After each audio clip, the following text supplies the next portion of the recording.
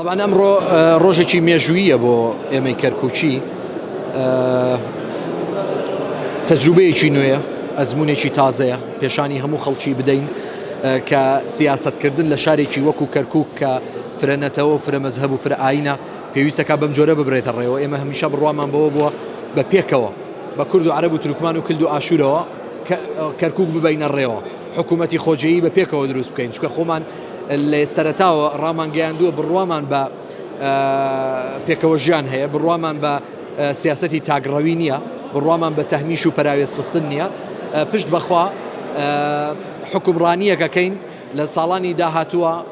وەکو نمونە باز بکرێن ئینشاءالله.